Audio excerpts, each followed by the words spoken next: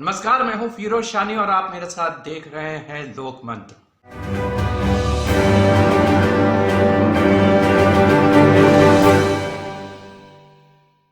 मोदी सरकार को आज एक बहुत बड़ा झटका लगा है, क्योंकि आज सुप्रीम कोर्ट ने इलेक्टोरल बॉन्ड को असंवैधानिक बताते हुए इस पर फौरन रोक लगा दी है।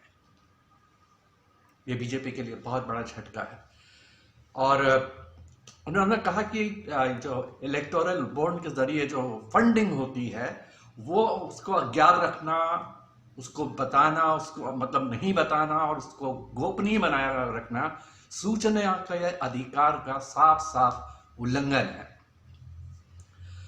और साथ ही सुप्रीम कोर्ट ने यह भी कहा है कि काले धन पर रोक लगाने का एकमात्र जरिया इलेक्टोरल बॉन्ड ही नहीं हो सकता, इसके और दूसरे भी तरीके हो सकते हैं जो सरकार अपना सकती है, लेकिन यह तरीका नहीं हो सकता और यह बिल्कुल ही असंवैधानिक है। इसके अलावा जस्टिस चंद्रचूड़ चीफ जस्टिस जो है, चीफ जस्टिस ऑफ इंडिया, उन्होंने साथ ही में स्टेट बैंक ऑफ इंडिया को कहा है कि वो तमाम राजनीतिक पार्टियों को मिले इलेक्टोरल बॉन्ड की जानकारी हासिल करें और इसे वो चुनाव आयोग को सौंपे। तो एक तरह से ये जिस तरह से आरोप लगाया जा रहा है कि जो चुनाव आयोग है वो पूरी तरह से सरकार के पक्ष में है, यह उसके लिए भी एक बड़ा झटका है, क्योंकि अब सुप्रीम कोर्ट के आदेश की वो अवमानना कैसे कर सकता है, ये है।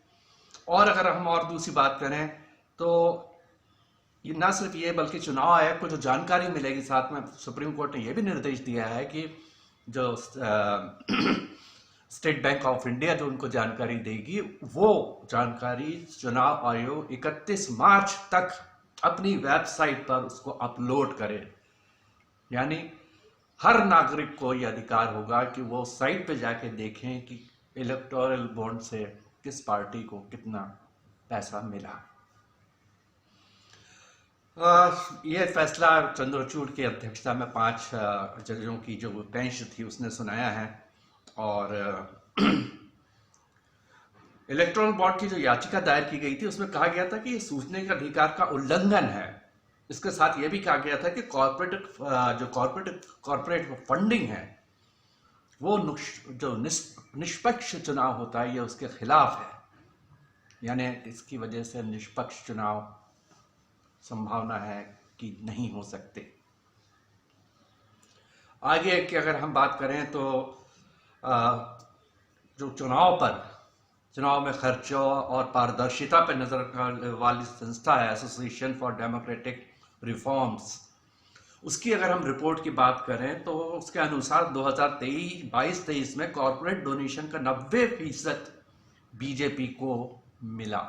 90%, यानी 100% जो फंडिंग हुई आपके इलेक्टोरल बॉन्ड के जरिए उसमें से सिर्फ 10% था जो दूसरी पार्टियों के पास गया, बाकी 90% जो था वो बीजेपी को मिला।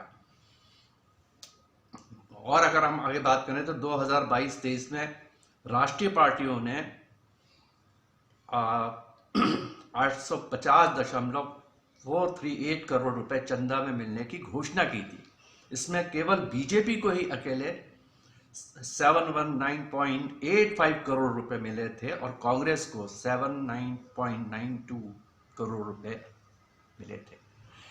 तो इस तरह से देखा जाए तो ये बीजेपी के लिए, मोदी सरकार के लिए एक बहुत बड़ा झटका है। फिलहाल के लिए इतना ही। हमारे चैनल को देखिए, सब्सक्राइब कीजिए। धन्यवाद।